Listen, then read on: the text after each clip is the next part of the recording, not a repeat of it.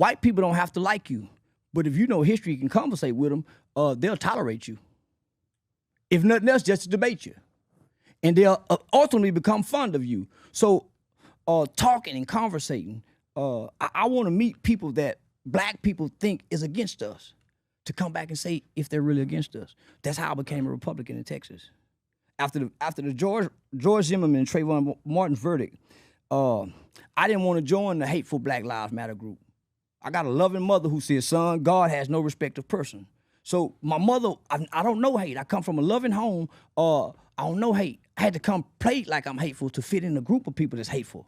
So, oh, that's a key right there. See, a lot of people don't really want to talk about that, but there are a lot of people who literally have to change themselves and literally pollute themselves with negativity in order to feel like they belong with a group of people who are, in general, inherently negative and influenced by the negativity of their environment. That's the truth. Well, I mean, what more is there to say about that? I didn't want to join a Black Lives Matter group with anger. You never did? I never did. I hated it. And plus, I ain't following 3 lesbian bitches nowhere. Not no stud bitches. I might follow a bisexual woman. Yeah, but I ain't following 3 studs. That makes sense. Yeah, I ain't following. Yeah, so I wanted to prove to black people, because here I am. I got a youth organization that has been highly recommended to all 254 counties throughout the state of Texas. This is white people that's doing this. I'm part of a national organization called Incarcerated Children's Advocacy Network. These are white people bringing me to Washington, D.C. to help me change laws and legislation. Wow. So I'm saying, man, let me see. So I dressed up one day and went to this Republican executive committee. And I was the only young black there, mouthful of gold teeth. And I kept trying to speak on the microphone, and I ran into Greg Abbott's, one of his aides. He said, what do you want to say? I said, man, I remember this party used to embrace niggas. He was a young white boy, so we could talk this language. He a hip-hop white boy. Used to embrace niggas. I want to get him back to embracing niggas. But I noticed the police were starting to profile me and come over here try to see what's going on. He gave me his card. So the next morning, I called down to the Tarrant County GOP Republican Party and spoke to Jen Hall and Shelley Pritchard. I said, ma'am, I'm a conservative nigga who just so happens to vote Republican. I'm trying to see are they offended by what I'm saying rather than listen to what I'm saying. Cause I'm delivering it very articulate with manners. I said, I went to a meeting last night and I was shunned as a black man, mouthful of gold teeth, and I can bring votes in from over here. So they invited me to come down and they adopted me. They took in my youth organization. So I couldn't, here I am, I'm working in the black community, fighting against black people, but I got all these white people that they say racist Republican. They're sewing into me from the Terrence Star Republican Women's Club. I'm building relationships. I'm not gonna lie. What he's speaking to is something that I have noticed, and that is that when you're in the black community, it's rarer for blacks and other black people to support you and take you under their wing unless they rocking, you know what I mean? Unless it's like you part of the in crowd. They are not as willing to embrace you and support you as opposed to people of other races who just might happen to mostly be white. 'Cause I mean, I'm not going to say that this is a general truth, but I will say that there is some validity to it when you notice it with the observable eye. And that is behind a lot of successful black people, there was a even more successful white person that showed them the ropes or brought them into the door, that gave them a seat at the table, that took them under their wing, that gave them a chance. And I'm just saying, like, what Charleston White is saying is valid. Like, I can understand, not just understand, because I actually completely agree with what he's saying, is that these blacks will not embrace you But then it'll be these white people that'll take you under their wing. But then the blacks will be mad at you because you don't hate the white people who are helping you to accomplish your purpose, to do what you want to do, putting you in a position that's better than you were in. But these people who are crabs in the barrel, they got a problem with it. And you a sellout. Oh, you not down for the cause. It's just tired, man. Shit with judges where when black people get in trouble, I say, Yana, he works for me over there. Oh, he does, Charleston? Show us some proof. So I'm been in relationships because why would I be a Democrat and there's hardly any Democratic judges? And all my people need judges with a mouthpiece. So I found out that white people aren't really racist. They prejudice. They prejudice. We all prejudice. That's a fact. That's a fact. Everybody's prejudiced. Everybody is prejudiced in their own way. Some people are better at hiding it. Some people are better at minimizing it.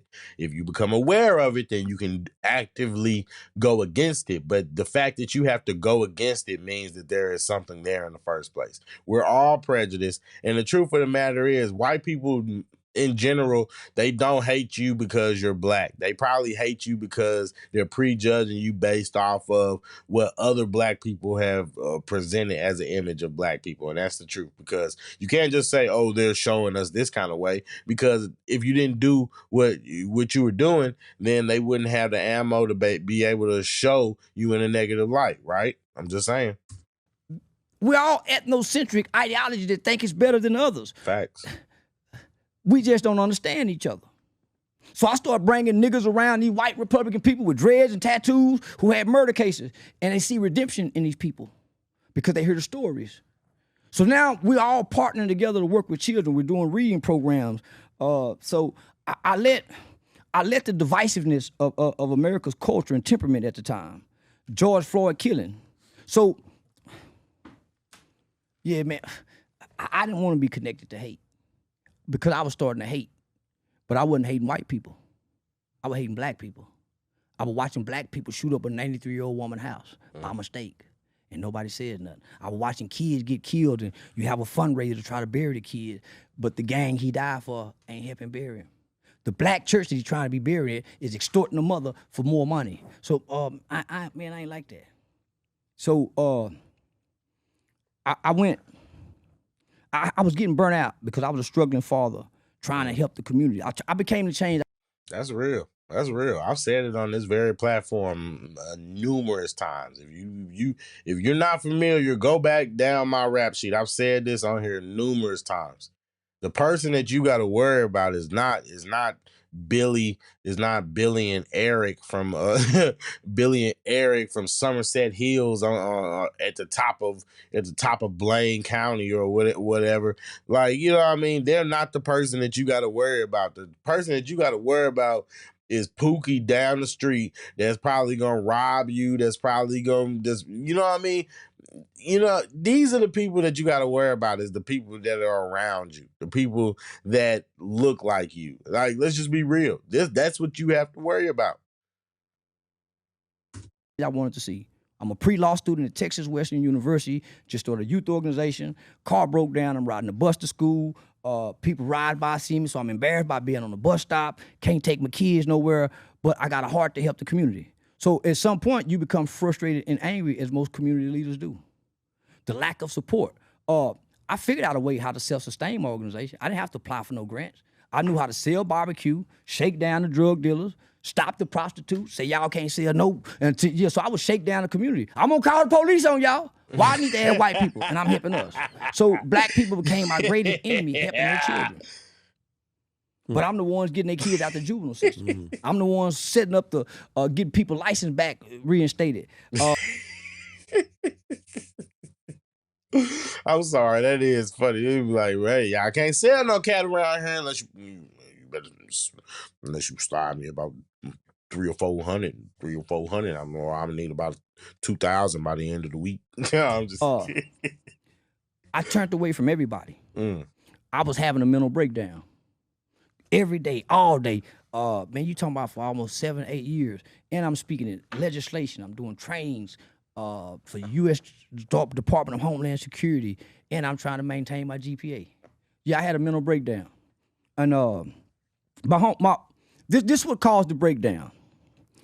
Because I was used as a political pawn from the power structure. They needed a voice like mine that was dynamic, that challenged the black preachers. And I challenged them and I shamed them. So white people grabbed me and made me a poster child. They used me as a voice piece to go out into the black community to bridge the gap between law enforcement and the black community. So at the time, the federal government had just issued out a national initiative to 6 cities that probably could be the next Baltimore riots. So Fort Worth was one of those cities. It was called 21st century community policing. So they kind of wanted to bring back beat cops, where the cops know the neighborhood, put more. This is in Dallas. This is in Fort Worth. So they had this program that the police department developed by way of this national initiative that was called procedural justice. 21st century community policing emphasizes building trust and legitimacy between law enforcement and the communities they serve. This approach focuses on proactive problem solving, community partnerships, and organizations. President's Task Force on 21st century policing highlights 6 key pillars: building trust. Procedural justice was a new training aspect that was brought to new law enforcement to kind of have them more race sensitive, right? And they needed a black voice to go out. So I was one of the main voices that they used. Say, what's up, everybody? It's your boy, Charles. That part at the end is interesting because essentially what he's saying is he became a token black guy that was used to basically be a voice against black people. See, the thing is, I don't know. I think that can only be the case if you don't believe in what you're saying. If you don't believe in what you're preaching, if you don't practice what you preach, if you don't have conviction behind what you say, then yeah, I mean, maybe you can be used as a political tool, or maybe, you can come to regret things that you say. I mean, at the end of the day, I've maintained and I still hold the same beliefs. I believe that the black community is destructive against itself. I believe that the black community doesn't value itself. I believe that the black community doesn't love itself. I believe that the black community embraces the worst things, the worst people, the worst behaviors, and they shun, rebuke, and push back against anything that could be remotely positive, any change agents, anybody, any person, anything, any rhetoric, any belief, any theory that might go against the chaotic nature that the black community in present modern day has chosen to embrace. And that's the truth of the matter. That's the truth. And people can say, oh, well, that's not the whole black community. And I know that. Fair enough. But if you're silent and you allow the trash to speak for you, then you can't get mad when people associate you with the trash. If there's a room full of 90, if there's a room full of 100 women, you walk into a room of 100 women and 99 of them are whores. They are harlots, 304s. They sell their bodies for money. But one woman in there, one woman just happens to not be that. Just happens to be a decent woman. Just happens to be the ideal. Well, I guess she really couldn't be the ideal woman if she hanging out in a room full of 304s, but that's neither here nor there. Let's just say, for argument's sake, that she is a decent woman, right? Are you really gonna take the time to guess that? Are you really gonna go through and interview each of those 99 women and get to this one woman? You really gonna go through and interview all 100 of these women? Or are you gonna generalize and you're gonna be like, oh yeah, I'm in a room full of women. I'm in a room full of 304s. Because you are. You're in a room full of 314s in general. That so I don't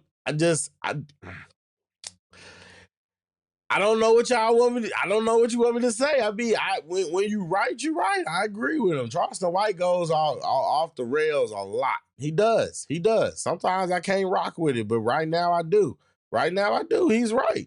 The black community, if you really sit back and like just step outside of the matrix, because that's what it is. If you step outside of the matrix, you will probably go through the process of hating the black community too. And I'm just gonna be honest. I mean, shoot, I'm still there.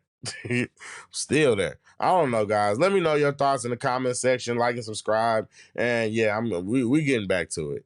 It's crazy.